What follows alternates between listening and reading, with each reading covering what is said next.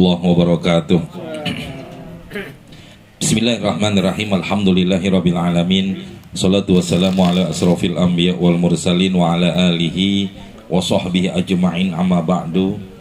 Ayyuhal hadirun wal hadirat rahimakumullah, jamaah yang dimuliakan Allah Subhanahu wa taala. Alhamdulillah malam ini dengan nikmat sehat walafiat, nikmat iman wal Islam, Allah kumpulkan kita dalam pengajian. Mudah-mudahan kumpulnya kita mendatangkan rahmat dan maghfirah dari Allah Subhanahu wa taala.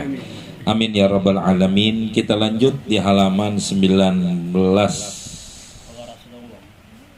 Wa huwa aidon qala. Bismillahirrahmanirrahim. Wa huwa aidon qala Rasulullah sallallahu alaihi wasallam, man sabbahallaha fi duburi kulli salatin salasan wa salasina wa hamidallaha salasan wa salasina wa kabbarallaha salasan wa salasina wa qala tamamul mi'ati la ilaha illallah wahdahu la syarikalah lahul mulku wa lahul hamdu wa huwa ala kulli syai'in qadir gufirat khotoyahu wa in kanat mithla zabadil bahar. Wa huwa aidon, dan dari Imam Muslim pula, qala bersabda Rasulullah sallallahu alaihi wasallam, man sabbahallaha, barang siapa yang bertasbih kepada Allah fi duburi kulli salatin, di setiap akhir daripada sholat fardu. Selesai sholat fardu ya, kayak kita laksanakan udah tuh. Berapa banyak? Salasan wa salasina, 33. Wa hamidallaha, dan membaca tahmid alhamdulillah, salasan wa salasina, 33. Wa kabbarallaha, dan membaca takbir salasan wa salasina, 33. Yang kayak kita kerjain ya. Wa qala, dan dia tambahkan membaca tamamul mi'ati, yang menjadi sempurnanya 100. Kalau 33 kan 99. Jadiin 100 dengan kalimat la ilaha illallah wa la syarikalah lahul mulku wa lahul hamdu wa huwa ala kulli syai'in qadir. Apa manfaatnya? Gufirat, diampuni orang tersebut khotoyahu, kesalahan-kesalahannya. Wa in kanat, sekalipun ada dosa-dosanya, mithla, seperti zabadil bahri, buih yang ada di lautan. Artinya sebanyak apapun dosa kita ya, kesalahan kita, kalau habis sholat baca kalimat tadi ya, 99 ditambahin kalimat la ilaha illallah jadi 100, dosa kita diampunin oleh Allah Subhanahu wa ta'ala. Dan itu diantara manfaatnya. Boleh nggak sambil jalan? Kayak ibu-ibu nih, kan nggak mungkin duduk aja, apalagi pagi-pagi ya, perlu nyiapin buat sarapan dan lain sebagainya ya. Selesai assalamualaikum istighfar 3 kali, dah baca dah subhanallah subhanallah subhanallah subhanallah sampai 33, alhamdulillah alhamdulillah alhamdulillah Allahu akbar, baca la ilaha illallah la syarikalah sambil masak. Boleh nggak? Boleh, nggak apa-apa, silakan. Nggak memang harus sambil duduk. Kalau memang afdolnya, sebaiknya sambil duduk sebaiknya. Tapi kalau nggak bisa, ya udah nggak apa-apa, ngerjain yang lain. Yang penting jangan sambil ngeden di WC aja dah. Nah itu yang nggak boleh. Nggak apa-apa ya, nggak disyaratkan. Afdolnya iya, afdolnya sebaiknya punya wudu. Tapi kalau nggak punya wudu nggak ada masalah, boleh-boleh aja seperti itu. Karena memang yang punya wudu itu kan kalau baca Quran atau dalam keadaan sholat. Kalau ini kan bukan dalam keadaan sholat, bukan keadaan baca Quran, tapi sedang membaca zikir. Nah hal-hal yang begitu boleh ya. Jadi nggak jadi satu halangan, nggak jadi satu alasan buat dia tidak membaca kalimat-kalimat tadi. Jadi begini maksud saya jamaah. Yang kedua, dengan dasar-dasar dalil-dalil ini semua, jadi apa yang kita kerjakan sekarang ini ada dasarnya, bukan dikatakan bid'ah. Walaupun ada sebagian orang bilang zikir itu nggak ada dasarnya. Ini kalau kita tahu kan Imam Muslim dalam kitab Sahih Muslimnya yang diakui oleh 4 madhab bahwa Imam Muslim dan Imam Bukhari termasuk salah satu yang mengeluarkan hadis daripada hadis yang mutawatir, hadis yang diketahui akan kesohihannya. Makanya boleh silakan dikerjakan kayak begitu. War-Rafi'i, Imam Rafi'i mentakhrid hadis qala bersabda Rasulullah sallallahu alaihi wasallam, "Idza sholaitum sholatal fardi," apabila engkau selesai sholat al-fardi, melaksanakan sholat fardu, fakulu, maka bacalah fi akibi kulli sholatin, pada selesai setiap sholat fardu, asro marrotin, 10 kali bacanya. Ini kayak kita kerjain juga jamaah nih. La ilaha illallah daula syarika lahul mulku wa lahul hamdu wa huwa ala kulli syai'in qadir. Betul ya, biasa kita baca. Kalau di kita biasanya cuma subuh sampai maghrib doang ya. Tapi kalau di daerah Kemang sono nih, Kemang apa sononya lagi, Cepete ya, Blok A, nah dia setiap sholat tuh ya baca 10 kali. Apa manfaatnya? Yuktabu lahu, maka dicatat buat orang yang membaca 10 kali tadi, minal ajri, daripada pahala, ka'annama, seakan-akan pahalanya a'taqa raqabatan, seperti memerdekakan seorang budak. Karena memang begini, kenapa disebutinnya pahalanya seperti orang memerdekakan budak? Pada zaman Rasulullah tidak ada satu perbuatan yang paling berat dan tidak ada perbuatan yang paling susah dan tidak ada perbuatan amal yang paling banyak menggunakan biaya kecuali memerdekakan budak. Maka itu yang paling berat, yang paling susah, yang paling mahal. Maka seakan-akan pahalanya, artinya apa? Ini bukan seakan-akan dia memerdekakan budak seperti memerdekakan budak. Bukan itu maksudnya. Tapi artinya apa? Allah berikan sebesar-besarnya pahala orang yang membaca kalimat 10 kali tadi tuh la ilaha illallah daula syarikalah, pahalanya begitu besar di sisi Allah Subhanahu wa taala. Ya. Kenapa? Karena pada saat itu gitu ya, pada saat Rasulullah memang dengan datangnya Islam kan pengen dihilangin tuh yang namanya perbudakan. Maka dengan berbagai macam cara Rasulullah memberikan jalan buat orang bisa memerdekakan budak. Nah, salah satunya pahalanya seperti itu. Maksud daripada ini semua, orang yang membaca kalimat tadi 10 kali pahalanya begitu besar sampai tidak terhitung, kecuali orang-orang yang mampu untuk melaksanakan seperti itu.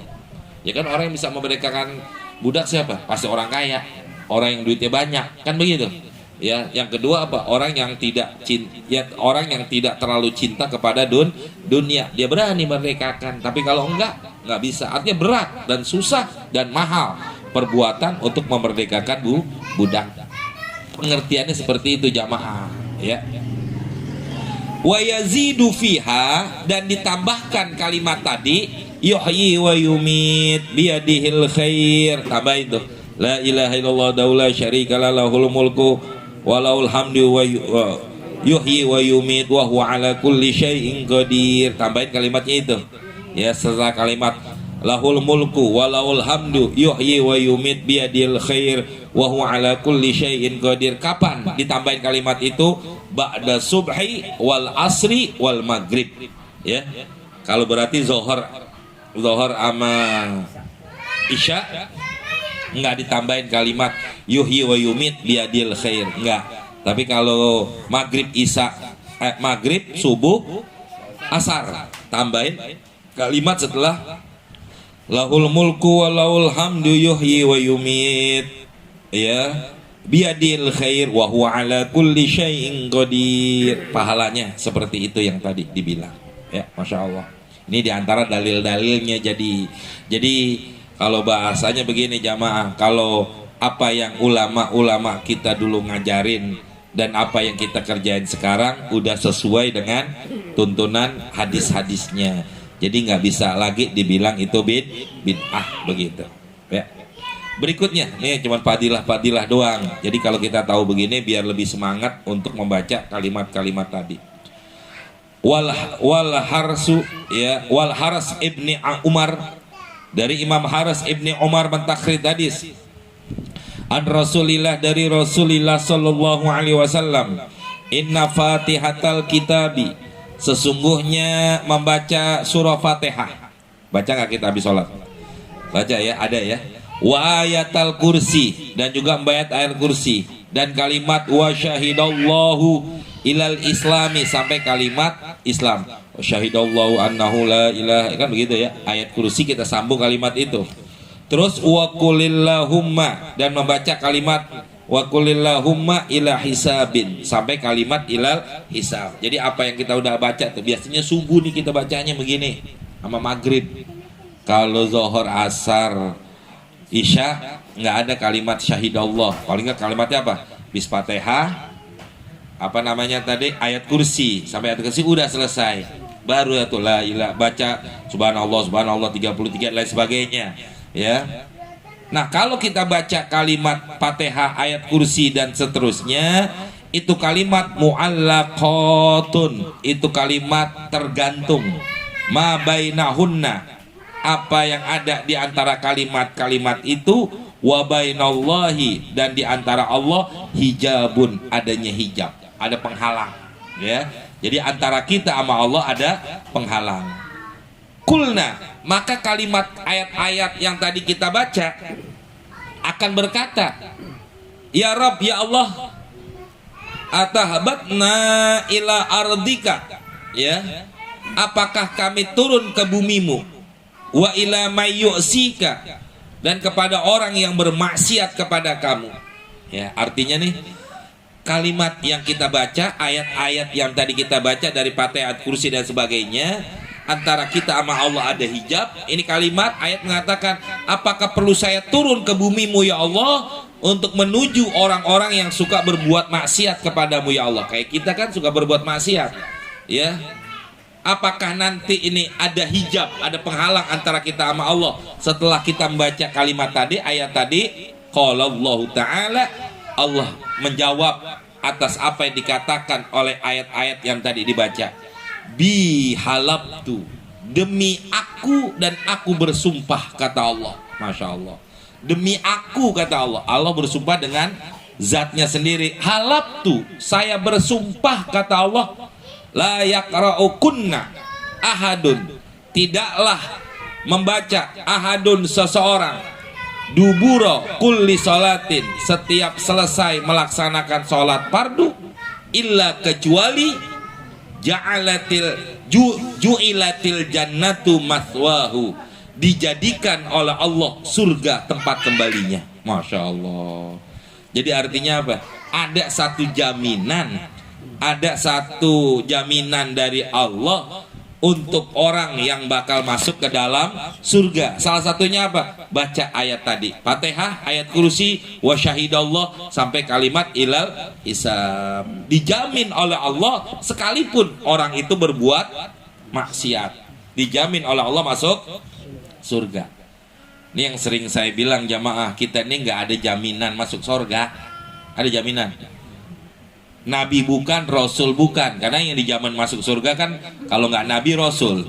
Yang kedua, kita bukan termasuk sahabat 10 sahabat yang dijamin masuk surga. Nggak ada jaminan kita masuk surga. Jujur aja, kita lebih condong ke neraka daripada ke surga. Coba diajak ngaji gini susah. Sampai tadi mau libur nih malam, ya. Anak-anak libur aja Pak Ustaz. Kenapa emang? Kayaknya yang pada ogah ngaji nih begitu. Saya bilang, kalau malam ini libur, malam minggu besok libur lagi, karena besok saya nggak bisa juga, ada acara. Tapi kalau mau ngaji-ngaji aja dah, biarin dah dua orang lah, saya begitu. Banyak juga. Ah, nah, nggak saya,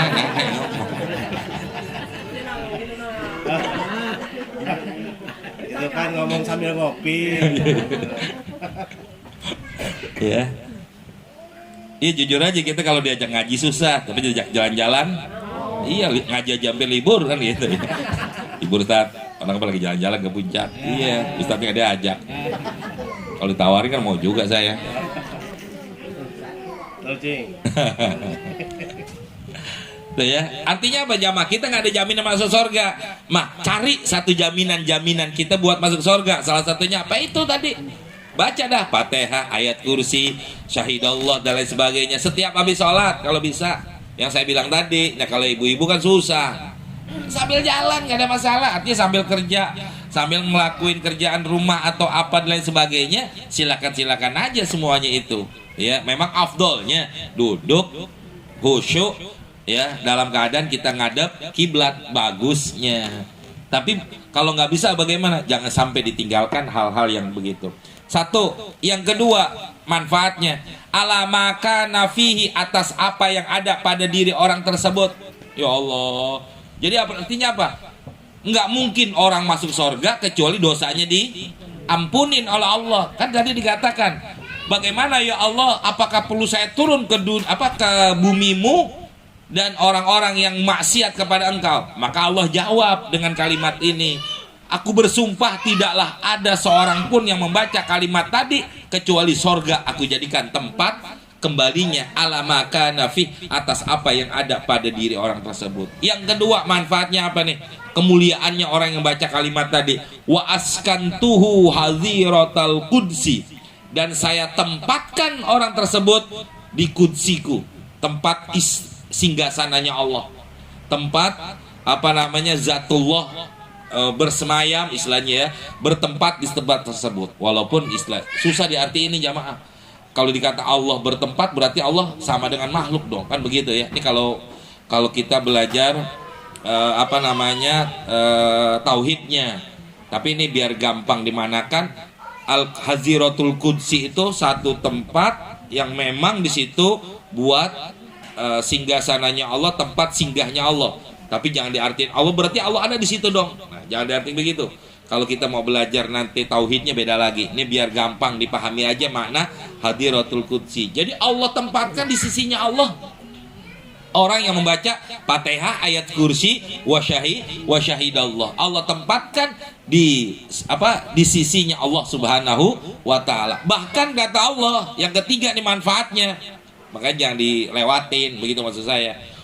Wa nazartu ilaihi bi'ainil maknunati fi kulli yaumin sab'ina marratan. Ya Allah, kata Allah, wa nazartu ilaihi, dan saya pandang itu orang bi'ainil maknunah, dengan pandangan mataku fi kulli yaumin. Setiap hari Allah pandang sab'ina marratan, 70 kali. Makanya penuh dengan apa? Keberkahan orang-orang yang membaca kalimat Allah. Allah yang memandang berarti Allah turunin apa? Rahmat. Allah turunin kebaikan. Allah berikan keberkahan dalam segala aktivitasnya itu orang. Tuh. Ya. Bacaannya sebentar, bacaannya kita hafal, tapi begitu besar manfaatnya. Itu baru 3 tuh. Pertama apa tadi? Allah tempatkan dia di surga. Yang kedua, Allah tempatkan dia di hadiratul qudsi. Ya, yang ketiga apa? Allah pandang setiap hari 70 kali. Yang ketiga, keempat, apa manfaatnya? Wa qadaitu lahu kulla yaumin sab'ina hajatan. Aku penuhi bagi itu orang setiap hari 70 hajatnya. Apa hajatnya dia? Setiap hari Allah penuhin, Allah lunasin, Allah qabul segala macam bentuk 70 hajat bagi orang tersebut. Insya Allah ya. Ya jujur aja kita punya hajat masing-masing. Ya hajat kita kan masing-masing punya ya, hajat masalah keluarga, hajat masalah anak itu ini dan lain sebagainya. Dibaca aja kalimat ini ya. Jadi kalau orang apa sih Ustaz bacaannya wiridnya supaya begini-gini, ini kalimatnya yang udah biasa kita baca tapi jadiin wirid, artinya jadiin. Jangan sampai kita tinggalin. Setiap sholat baca, setiap sholat baca. Lah lagi kerja atau gimana nih tempat kerjaan, ya selesai sholat sambil jalan sambil mengerjakan pekerjaan ya silakan aja baca kalimat-kalimat tadi, kan bisa. Makanya saya bilang nggak harus duduk, nggak harus kondisinya ngadep kiblat dan lain sebagainya, itu masalah afdoliyat aja. Tapi inilah diantaranya manfaat yang Allah berikan orang yang suka membaca kalimat kayak tadi. 4 tuh ya. Yang kelima apalagi nih, jadi manfaatnya. Makanya kalau orang dulu nih jamaah, kalau kita lihat orang-orang tua kita dulu kerjaannya nggak seberapa tapi hidupnya berkah. Betul apa enggak? Laki sekarang kita duit ada nggak? Bukan banyak. Kalau kata banyak relatif, ya. 100.000 bu, banyak dikit. Kalau kata ibu-ibu, kalau kata orang laki 100.000 banyak. Iya Pit. Ini lu mana Pit? Nggak ada Pit.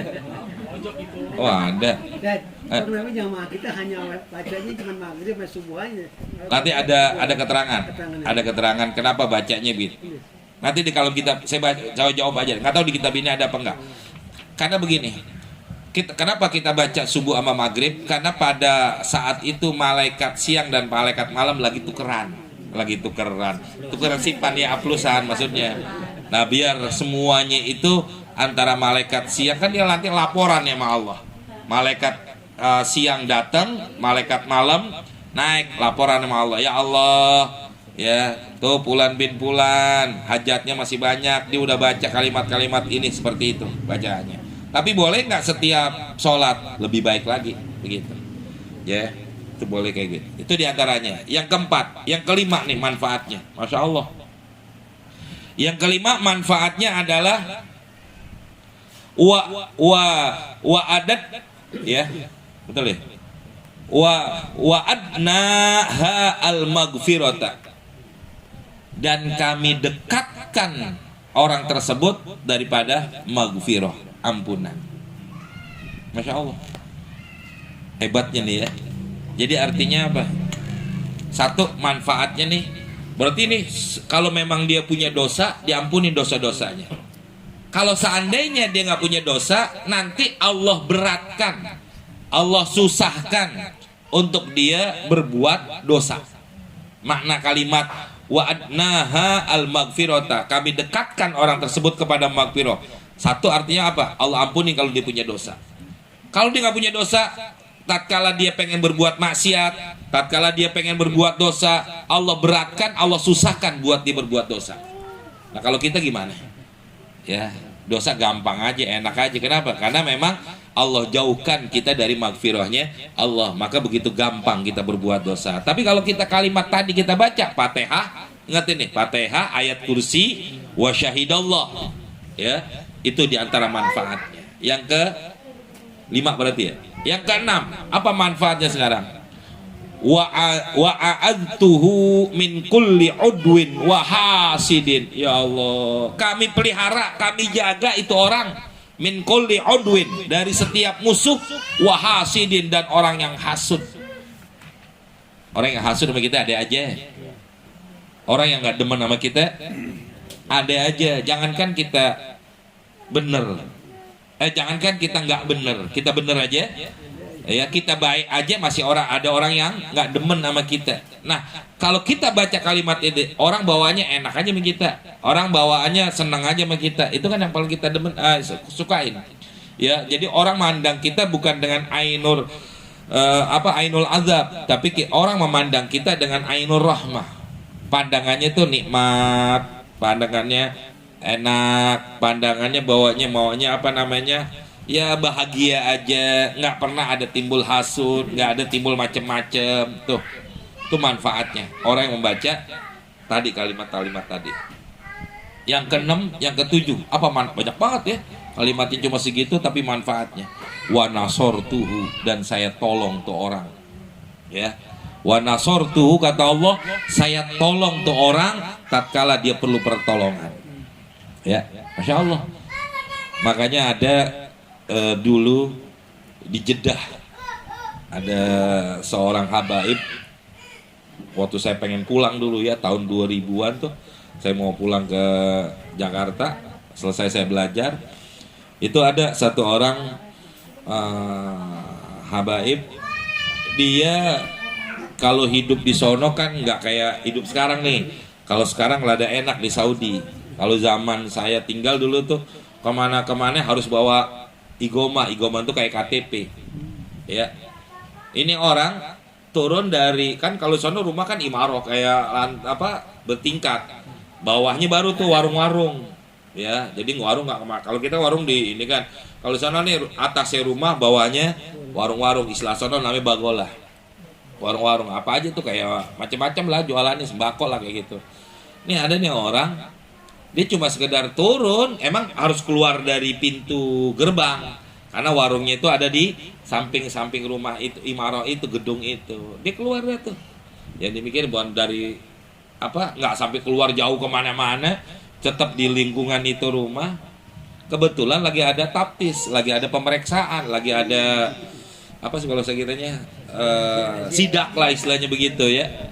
Dia turun mau beli ke warung doang, keluar dari pintu langsung ditangkap, dipegang sama polisi, langsung masuk ke dalam kerangkeng di mobil polisi. Akhirnya apa? Dia cerita, ini cerita orangnya langsung. Dia bilang apa? Ya Allah, saya udah baca wirid-wiridmu, saya udah baca daripada apa namanya yang biasa dibaca oleh para ulama yang ada di dalam hadis. Salah satunya dia bilang, saya perlu pertolonganmu ya Allah. Ada orang bukain, di situ polisi ada, orang banyak. Dia keluar aja dari mobil kerangkeng polisi, keluar masuk aja ke rumah lagi, tanpa ada orang yang tahu, tanpa polisi ada yang tahu. Artinya apa? Kalau udah dijadiin wirid, dijadiin kebiasaan, dijadiin sesuatu yang nggak pernah ditinggalkan dalam kondisi apapun, wanasortuhunya ada di situ. Pertolongan Allah pasti. Nah kita bacanya seminggu sekali aja kagak. Ya Allah tolongin saya lagi begini ya Allah, yang nggak bisa. Ya jadi wirid dulu. Kayak orang minum obat aja nggak bisa sekali dua kali sembuh. Pasti kan berapa kali? Beberapa hari baru sembuh kan begitu. Oh gue minum aja sekaligus dah mati. Kan ada takarannya begitu. Ada waktunya. Nah begitu juga yang namanya wirid. Nggak seminggu 2 minggu, nggak sebulan 2 bulan, nggak setahun 2 tahun. Kalau kita mudawamahin, kita mulazamahin, kita biasakan, nggak pernah kita tinggalkan, baru nanti akan berasa manfaat itu semua. Itu ada 8. Apa tadi pertama? Masuk sorga. Allah tempatkan di hadiratul qudsi. Allah pandang dengan ainur rahmah. Allah penuhi 70 hajatnya. Allah dekatkan kepada magfirah. Allah jauhkan daripada musuh dan orang yang hasud. Yang terakhir, Allah datangkan pertolongan. Wan Nasa'i wa Ibnu Hibban mentakhrid hadis. Qala Rasulullah sallallahu alaihi wasallam, man qara'a ayatal kursi, barang siapa yang membaca ayat kursi, dubura kulli salatin maktubatin, setiap selesai daripada salat fardu, ya. Apa manfaatnya? Lam yamna'hu min dukhulil jannah, tidak akan menahan orang tersebut untuk masuk surga illa ayyamuta, kecuali kalau dia mati. Artinya apa? Ini orang kalau mati pasti masuk surga, begitu. Kalau dibaca ayat kursi. Makanya dikatakan lam yamna'hu, nggak bakal tercegah, nggak bakal terhalang orang tersebut untuk masuk surga. Sekarang kita terhalang masuk surga, kenapa? Masih hidup. Orang masuk surga kalau udah mati, maka illa ayyamuta, kecuali kalau dia mati. Artinya apa? Orang yang membiasakan baca ayat kursi setelah sholat fardu, maka Allah jamin dia masuk surga. Baca dah, ambilan jalan lain sebagainya. Allahu la ilaha illa huwal hayyul apa? Fit apa lu fit? Alhamdulillah. Kalau bareng-bareng ya? Kalau sendiri kagak. Iya, amin itu. Ya Allah, kesian banget lu fit. Itu diantara jamaah, jangan enggak sama sekali. Ya. Berikutnya, wa Abu Ya'la, Imam Abu Ya'la mentakhrid hadis. Qala Rasulullah sallallahu alaihi wasallam, salasun, ada tiga macam. Man jaa bihinna, barang siapa yang mengerjakan 3 macam ini, ma'al iman, dibarengi dengan iman. Alhamdulillah kita beriman nih. Dakhala min ayyi abwabil jannati syaa, silakan masuk ke surga dari pintu yang mana aja dia mau. Masya Allah, ada 8 pintu surga, pilih yang mana. Mau surga Adan atau surga yang paling tinggi, yang paling mewah, yang paling bagus, surga Firdaus. Oh, surga paling tinggi, paling mewah. Yang kedua, nipit, boleh nipit, amalin nipit. Wa zawwaja minal huril ain, boleh mau kawin bidadari yang mana aja. Hai susya'a, yang dikendakin. Enak kan Fit? Iya. Enak semua tuh Fit. Nikmat kan? Nikmatnya semua. Tapi ngerjain ini susah nih. Satu, kalau mau